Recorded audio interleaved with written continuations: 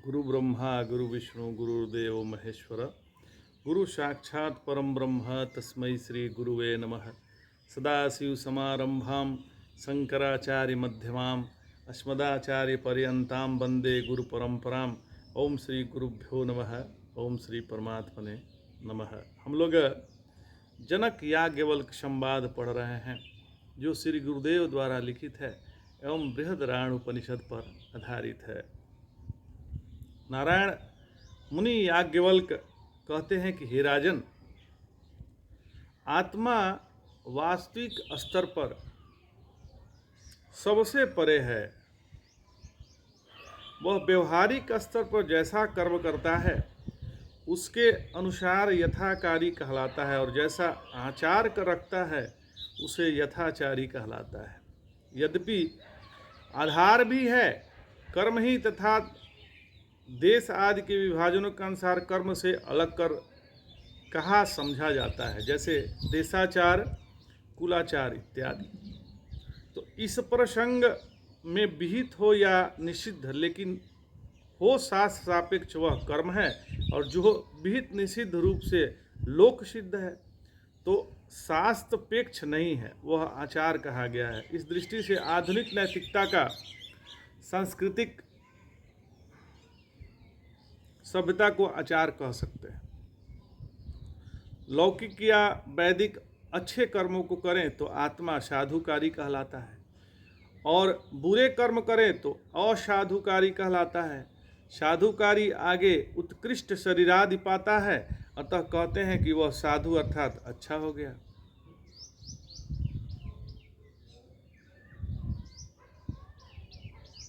उसकी अच्छाई निश्चित हो गई और असाधुकारी निकृष्ट फल पाता है, अतः कहते हैं कि वह असाधु अर्थात बुरा हो गया। उसकी बुराई निश्चित हो गई। तो ऐसा नहीं है कि लगातार अच्छा या बुरा करे तभी फल मिले। जो कोई भी विहित सत्कर्म सद्भाव आदि होता है वह अच्छा फल देता ही है और बुरे कर्म भाव आदि से बुरा फल मिलता ही है।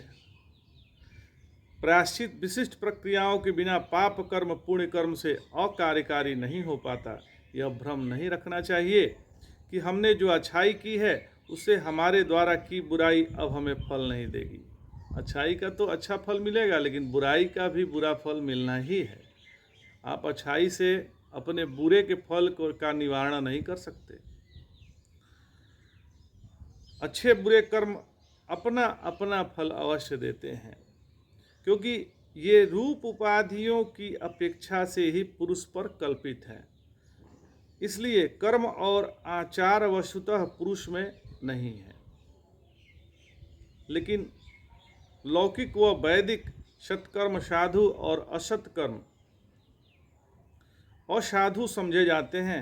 यो बटे वे कर्म जिनमें आचार भी आ गया आत्मा से वास्तविक संबंध वाले नहीं हैं। हे राजन, जो ये काम क्रोध धर्म अधर्म के तीनों विकल्प अज्ञान बाहरी तमस पांचों महाभूत दशों इंद्रियां नाना प्रकार से शरीर में कार्यरत प्राण नामक क्रियाशक्ति बुद्धि मन आदि कहलाने वाले विविध प्रकार के ज्ञान शक्ति सुख दुख समेत शब्दादि विषय, ये सभी जो हमेशा दुखप्रद है, ये जितने हैं ये सब दुख देने वाले हैं। आत्मा के साथ किसी भी सत्य संबंध वाले नहीं हैं। इनका आत्मा से कोई संबंध सत्य संबंध नहीं है। आत्मा तो आनंद रूप है, आनंद स्वरूप है, स्वप्रकाश है, मन वाणी से अतीत है, स्वगत सजाति विजाति तीनों भेदों से रहित है।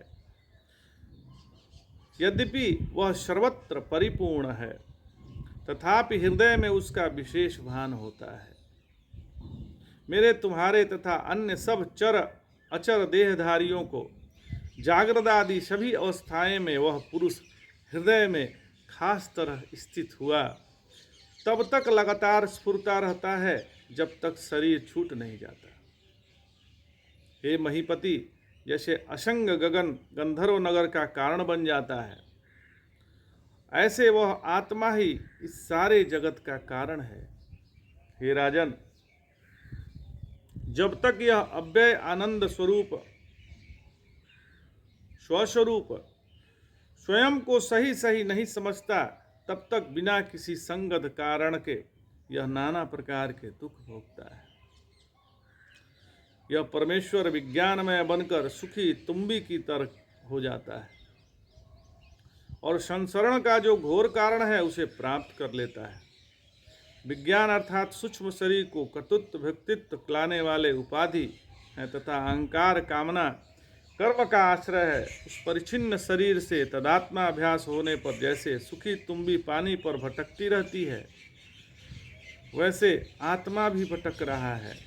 कामना कर्म आदि से संबंध ही संसरण का घोर कारण है, क्योंकि इस संबंध के बिना केवल अज्ञान रहते हुए भी भयभीत नहीं करता।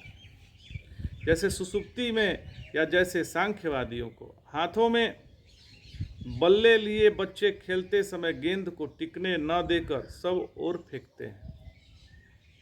नाना प्रकार के कर्मों से पुरुष भी ऐसे ही नाना योनियों में फेंका जाता है और अशांत बना हुआ है। हे भूपाल, आत्मा बार बार ऊंचे नीचे शरीर ग्रहण करता और छोड़ता रहता है। जैसे रेहट की मटकी रेहट में लगी मटकी बार बार नीचे से पानी लाती है और ऊपर नाली की जगह पे उसे छोड़ती है। जहाँ कई बार जा चुकी है वहाँ नीचे जल में और ऊपर वाली की जगह वह मटकी पहुँचती ही रहती है।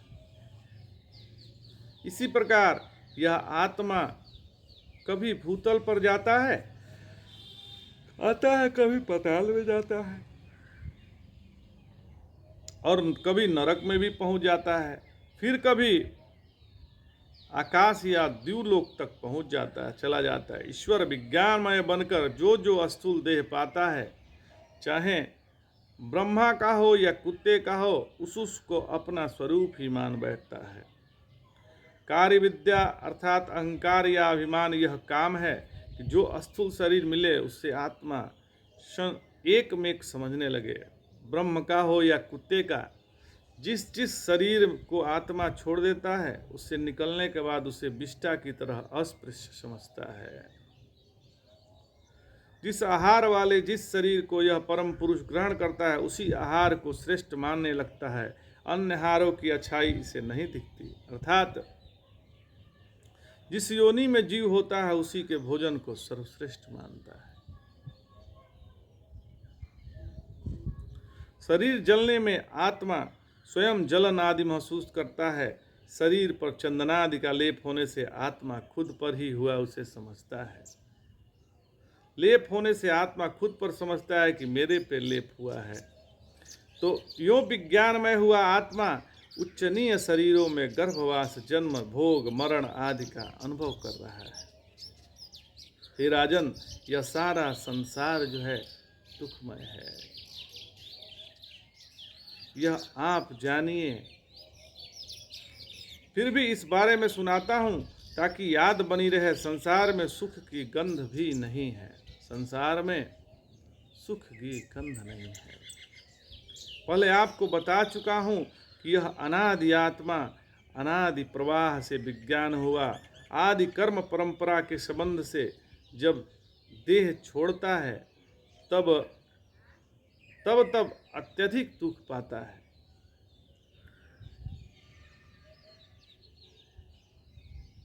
एक शरीर छोड़ देने पर उसे अन्य शरीर अवश्य मिल जाता है। यदि वह नया शरीर नरक में मिले तो जो दुख होता है उसे याद कर मैं अब भी सिहर उठता हूँ, जबकि मैं विद्वान हो चुका हूँ। जैसे सपने का शरीर सपने में पूरा खत्म नहीं होता, सिर आदि कटने पर भी लगता है मैं इसी शरीर में हूँ, ऐसे ही नरक में यातना भोगने के लिए मिला शरीर असह्य दुखों के कारण भी छूटता नहीं है। एक जीव ने पिछले किसी भी जन्म में अन्य जीवों को कर्म मन या वाणी से जो और जैसा दुख दिया है, कालांतर में वह जीव पूर्व में दुख देने वाले उस जीव को वह जैसा दुख देता है लेकिन करोड़ों गुना बढ़ा कर देता है। दुख लौटाते समय वह शरीर भी वैसा ही धर लेता है ताकि दुख पाने वाला पहचान ले। हे भूपति, क्रूरता पूर्वक कृत्यों वाले जो लोग मार्गों पर उपद्रव करते हैं उसके लिए नरक में छोटे रास्ते भी करोड़ों योजन लंबे हो जाते हैं। जो लोग पद त्राण अर्थात जूते चप्पल आदि पहनते हैं, क्षमा चाहते हैं, जूते चप्पल आदि चुराते हैं, नरक में चलते समय जब हर जगह बिखरी लोहे की नोकली ऐसी कीले जिनके पैरों में चुभती है, जिनमें जहर लगा रहता है, जो लोग यात्रियों का भोजन व जल चुराते हैं, उन्हें नरक में भूख व प्यास में मरणासन पीड़ा होती है। वस्त्र चुराने वालों के नरक में यमघट वस्त्रों का अपहरण कर लेते हैं। माँ, नानी आदि के सामने जो धृष्टा करते हैं, उन जवानों को इसी प्रकार नरक में अत्यंत कष्ट दिया जाता है। स्वर्ण चुराने वाले जब नरक जाते हैं तो उनकी त्वचा स्वर्ण की तरह उज्ज्वल कर यम के सैकड़ों हजारों सैनिकों कई बार उसे शरीर से उधेड़ते हैं। लोग जैसे तपा लोहा पीटते हैं, ऐसे बलिष्ठ यम पुरुष उनको सिरों को ब्रज समान मुदगरों से मारते हैं। और जो यहाँ ब्रह्म हत्या कर चुके होते हैं, सुरा पीने वाले जब नरक में पहुँचते हैं तो भले ही वे लोग दिनों की तरह रो रहे हों, लेकिन इसकी परवाह बिना किसी किए सड़क पर ही उनके मुखों में जबरदस्ती पिघला लोहा रूपी तपी सूरा आनंदवार पिलाई जाती है। अनंत बार ब्राह्मण का तिल भर सोना भी जो चुराता है, नरक में उसका शरीर स्वर्ण तुल्य बनाकर यमदूत उसे काटते जाते हैं और शरीर के तिलों जैसे कण बिखर जाते हैं। जो नष्ट मति अपनी माता से कुकर्म करता है और जब नरक जाता है तो उसका शिश्न काट कर उसके मुंह में ठूस कर उसकी सांस रोक दी जाती है। जिस माँ ने चाह कर दुष्कर्म किया हो उसे वहाँ लोहे का शरीर मिला है जो आरे की तरह हर तरह से धारदार होता है, तथा उन दोनों में आपस में कैसे भिड़ाते हैं जैसे उन्होंने दुष्कर्म किया था। दूसरे के पत्नी से दुष्कर्म कर जो पापी मरकर नरक जाता है, उसे भी पूर्वोक्त दुख से थोड़ा ही कम दुख दिया जाता है, क्योंकि माता से दुष्कर्म करना तो अधिक घोर पाप है। तो आज इतना ही। जय जय शंकर, हर हर शंकर, नमामि शंकर, भजामि शंकर, नमः पार्वती पतये, हर हर महादेव।